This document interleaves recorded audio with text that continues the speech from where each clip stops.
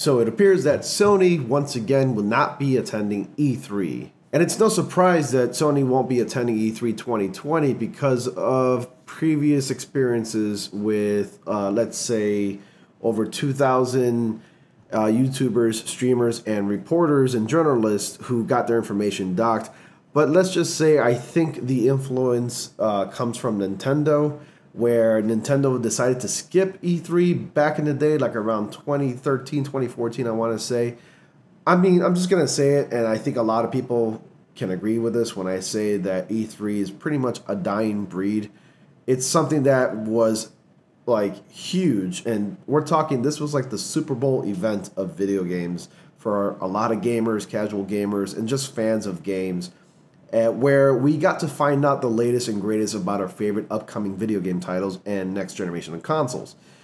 With information being instantly available quickly, E3 is just falling into irrelevancy, and it really shows with Nintendo having their own Nintendo Direct on a seasonal basis, and PlayStation recently releasing their new State of Play, going the route that Nintendo is going.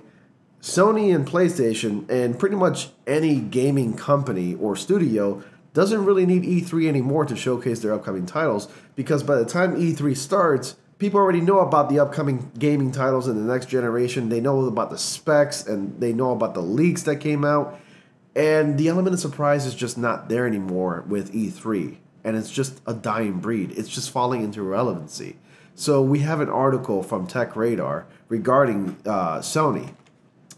And it says here, if we go to Tech Radar, it says Sony has confirmed in a statement that it won't be attending E3 2020, marking the second year in a row that the massive electronics company and the owner of the PlayStation brand has snubbed the annual gaming event. The statement sent to GameIndustry.biz says that Sony doesn't feel the vision of E3 2020 is the right venue for what we are focused on this year.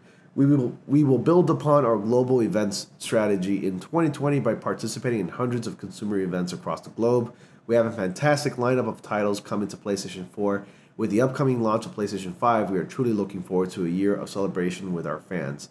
The statement from Sony follows a prediction from noticeable industry analyst Michael Pachter, who, in an interview with VGC, rightfully suggested Sony don't intend to have a presence at E3 in this year, despite the incoming launch of the PS5 at the end of the year.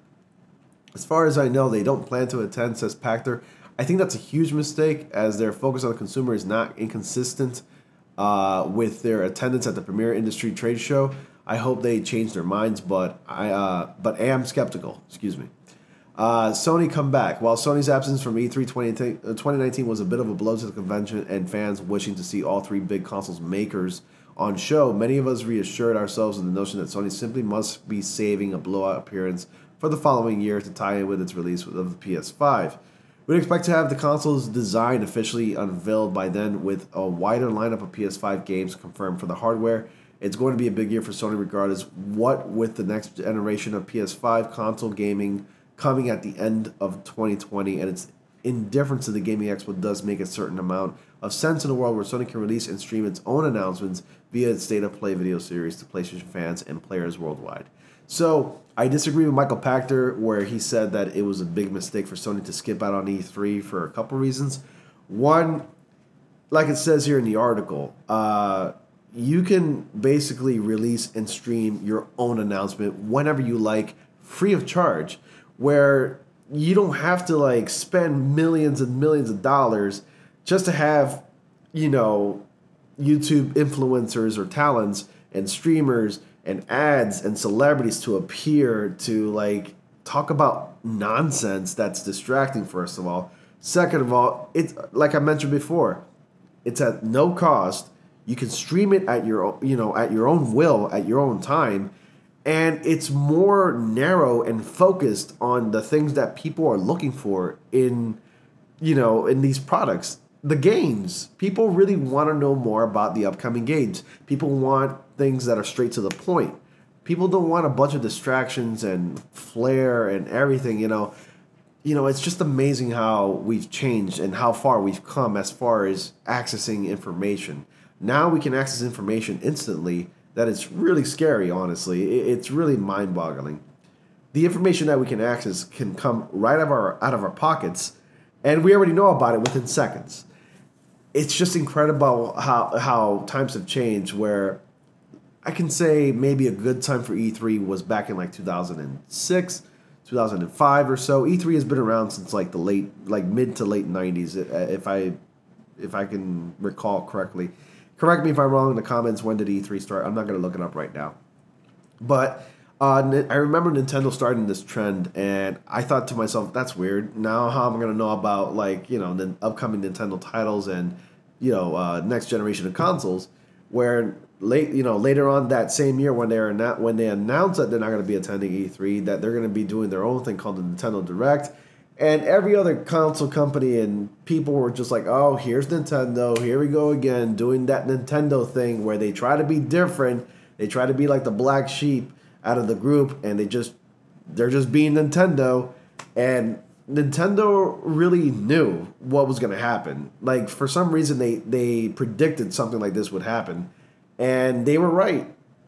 I mean, it was right for them to go ahead and make their own announcements and their own streams, to focus on the consumers, to pretty much get straight to the point. Because if you ever watch a direct, those Nintendo Directs they really get straight to the point. They only talk about the games from here's one game, here's the next game, here's the next game that's coming out, here's the next game that's coming out. Boom, done. That's it. No distractions, no flair, no celebrity appearances, no bullshit, basically. Just straight to the point. And I think, you know, Sony really caught on last year with their State of Play, and it really worked. Their State of Play is only 10 to 20 minutes long, and it gets straight to the point. They talk about the games that are coming up. Here it is. Here's the showcase. Here's a trailer. Here's a clip. There you go. Done. You got your fan service, if you want to call it that. And you got your little few minutes of entertainment. And it works. People really want instant access to information. They don't want a bunch of distractions. They don't want a bunch of ads. They just want instant access. It's that feeling of instant gratification that pleases people that go on the internet. You know, they want to seek information and they just want it quickly. So I'm going to leave it at that. And here it is, the State of Play. Microsoft is still probably going to be attending, but I think I really hope Microsoft catches on and starts to basically do their own announcement in their own live streams and pretty much catch on. Because if Microsoft does that, because already 2 out of the 3 big consoles or the gaming companies that, you know, release consoles every year, if 2 of them already decided to jump ship from E3 and do their own announcements and their own streams, with Microsoft being the only one keeping E3 afloat, I mean, E3 has no chance if Microsoft leaves, because really people attend E3 just to know about the games and the next generation of consoles.